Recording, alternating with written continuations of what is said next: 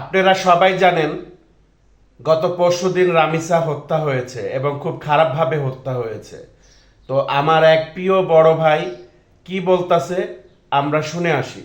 একটা রাষ্ট্র কি এতটা দুর্বল যে একটা রামিসার বাবার চ্যালেঞ্জ দিতে পারে না? রামিসার বাবা একজন ব্যক্তি, তার সন্তান হারিয়েছে, সে চ্যালেঞ্জ দিল।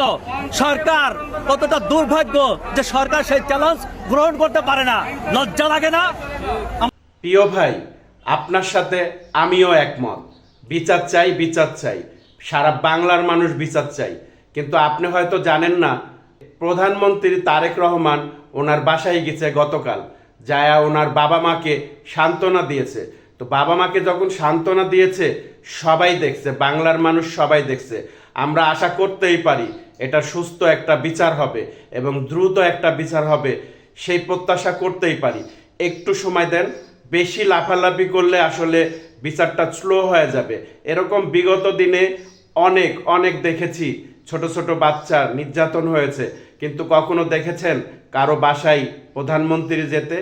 দেখেন নাই। তারেক রহমান গিয়েছে, সান্ত্বনা দিয়েছে, বিচার আমরা পাবই। যদি তারেক রহমান বিচার না করে, আমাদের নতুন প্রধানমন্ত্রী যদি বিচার না করে, তাহলে এটাও আমি বলে দিলাম, সারা বাংলার মানুষ নেমে আসবে রাস্তায়। তখন কিন্তু প্রধানমন্ত্রী কোনোভাবেই ঠেকাতে পারবেন না। হ্যাঁ, অতএব আপনাকেও বলতে চাই, প্রধানমন্ত্রী আপনাকেও বলতে চাই, এটা দ্রুত বিচার হোক। আমরা আমাদের ভিতরের কষ্টটাকে দূর করতে পারি, যাতে সেই ব্যবস্থাই আপনি করুন। না হলে সারা বাংলার মানুষ রাস্তায় নেমে আসবে, আপনি কিন্তু ঠেকাইতে পারবেন না। প্রধানমন্ত্রী, আপনিও কিন্তু জানেন যে যখন এরকম নির্যাতন হয়, কয়েকদিন খুব লেখালেখি হয়, কয়েকদিন ফেসবুকে লেখালেখি হয়, মিডিয়া সাংবাদিক লেখালেখি করে, তারপরে আর বিচার হয় না। আমরা এটা আর দেখতে চাই না।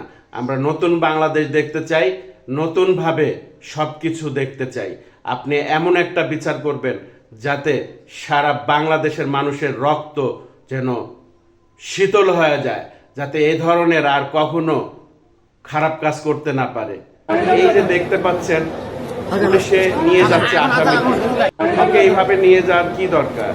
ওকে ছাড়া দেন, মানুষ বিচার করে মানুষের মনের কষ্টটা দূর করুক। এইভাবে গার্ড দিয়ে তাকে নিয়ে যাওয়ার কোনো প্রয়োজন নাই। এ ধরনের শয়তান, এ ধরনের জারক সন্তানদেরকে মানুষের হাতে ছেড়ে দেবেন, মানুষ বিচার করবে এবং দ্রুত বিচার হয়ে যাবে।